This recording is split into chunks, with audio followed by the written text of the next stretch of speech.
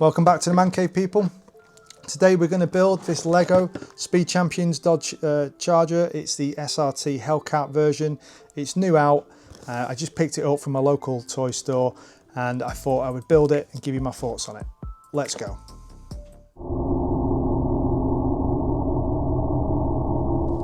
Okay, so this one's brand new out for Lego for August 2025. It is set 77237. It's the Dodge Challenger SRT Hellcat and it's about 390 pieces. It's saying on it 9+, but I'm imagining it's very similar to some of the other Speed Champions type builds. What we'll do is we'll get it unboxed, have a look at it and get it put together. I'll give you a time lapse of the build and I'll give you my thoughts on it when it's done. Have a walk around the box. So on the front, obviously we've got our Dodge Challenger there. On the back we've got a couple more views. There's the real car, a bit of a good view of the front profile and a bit on the back. We've got a side view of the car there. That seems to be the 1:1 scale to show you how big effectively it's going to be with the tyres. It's not going to be a million miles off this. I'm expecting this to be the same size as all the other Speed Champions, to be fair. Unboxing wise, typical Lego system. Put your finger through it, rip that open. Okay, so quick look at what we've got. We have got the instruction manual from Speed Champions.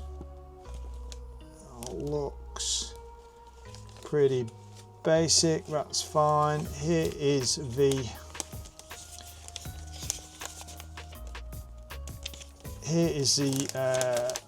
list of bricks and stuff that you've got, so that spans over a couple of pages. They're the bricks that you need in order to build the model. This is an advertisement for the new sets that are coming out. So I did see the Porsche GT3 RS when I was in there. There's one of the Bugattis, and then you've got a pair of Lamborghinis that are there as well, the STO, and I think it might be the Valente. I can't remember what it's called now. But yep, these are all supposed to be out on the 1st of August, so I've actually got this a little bit early, so it might be that the review manages to get out slightly before the date it's supposed to be released. So I don't know what that's all about. It was in the shop, so it's for me it's fair game. Just be aware I don't get anything from Lego. I am only a small channel, so I am just picking this up from a shop using my own money, to be fair. So we've got bag number 1, bag number 2, bag number 3, bag 4 and bag 5. Which is cool. Not a load of bags. For some reason we're back to plastic. The last one that I've done has been in paper, so I'm not sure why that hasn't sort of trickled down to some of the other models now. That is the sort of unique piece for Speed Champions to I think aid the build really for that. So I'll tell you what we'll do. We will get this built up and take it bag by bag.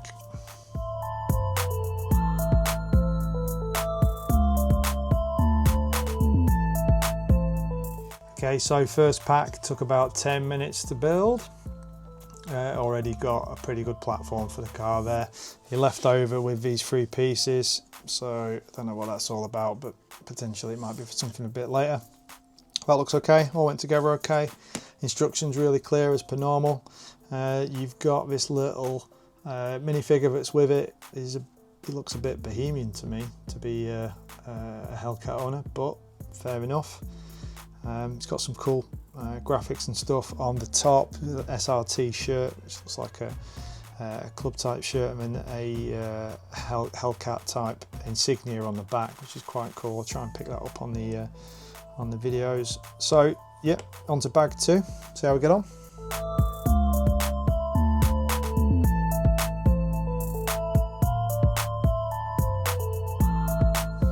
So bag 2 done. That's built the back end of the car really. That looks really cool. Quite like the way that it's quite ingenious the way they've covered up some of the bits of lights and that. And there's a big change from the normal Speed Champions. These are printed. Now I've just noticed, but I haven't seen any stickers whatsoever in the booklet, in the kit, which is what normally happens. I normally open the booklet and there's normally a set of stickers in there, so this might be stickerless, which will be quite cool and a little bit different. But yeah, so far looking good. Back wheel arches done, back end done. Move on to bag 3, crack on, see how it goes.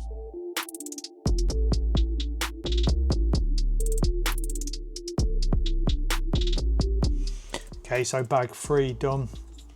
Rear of the car is definitely coming to life now. Some really good little bit of designs, to be fair, to try and make that as solid as possible.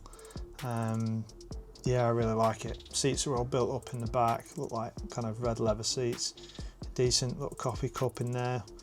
That looks like the shifter. This is obviously building around the cockpit area, which is wicked. Back end looks nice and clean. Yeah, it's good. So far so good. Bag 4 and bag 5 and we're done.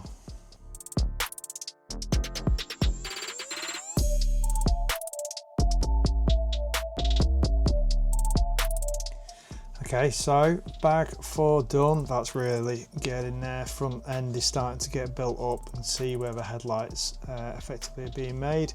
Front wings all in, doors are in, more of those printed parts as well. No stickers on this one. I'm really impressed with that. So far so good.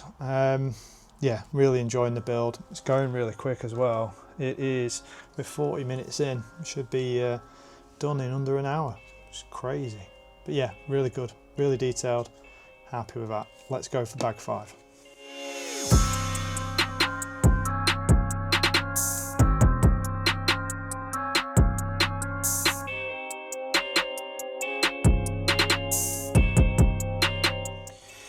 That's it, bag 5 done. Very, very cool. Let me show you around it and give you some thoughts. Model complete.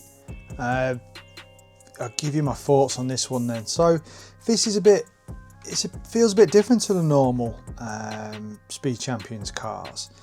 It feels a lot more like some of the third-party cars that I've seen, where they've put a lot more attention to detail into some of the accents. I can't quite put my finger on it, but it feels like an evolution of Speed Champions.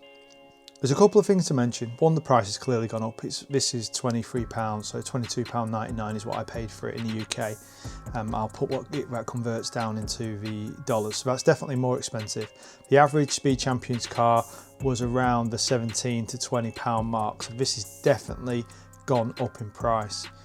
But I've got a feeling the quality's gone up slightly as well. This feels a lot better than the Fast and the Furious car that I built. That felt like it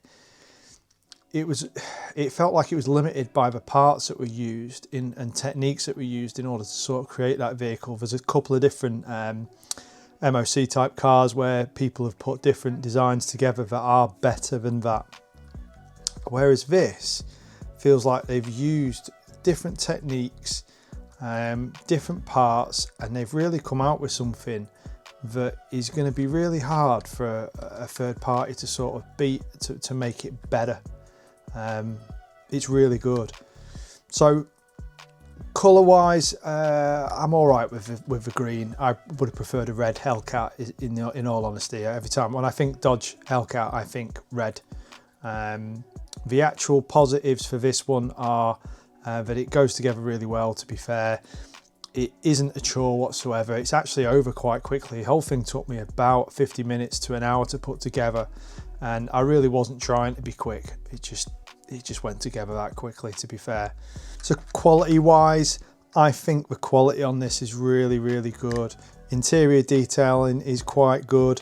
I like the sort of seamless transition in some of the bodywork, which is sort of made up from really, really small pieces, doing a really good job of giving it some of the lines and some of the curves, so that it really does look like the iconic Hellcat. There's no sort of mistaking it. It really does look like a Dodge, especially from the back. And the use of these laser printed bricks rather than stickers is a massive thumbs up from me. If that's what we're paying the extra money for, I'm kind of all right with it. I really do think that is definitely the way forward. They need to be doing that. If there are other third parties like Carter and other people like that doing that kind of laser etched brickwork, then Lego need to be doing it. And I think they might have been listening to people, because this is pretty stupendous, to be fair.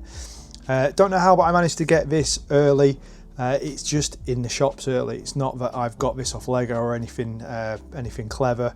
I just literally walked into my local toy shop today and they had them out. These are this is part of the range of the 1st of August Speed Champions that are coming out. I did see all the other ones in there, but you know, I can't effectively buy all of them, so I bought the one that caught my eye. And this is a rare occasion where the product that you actually get exceeds the expectations going in.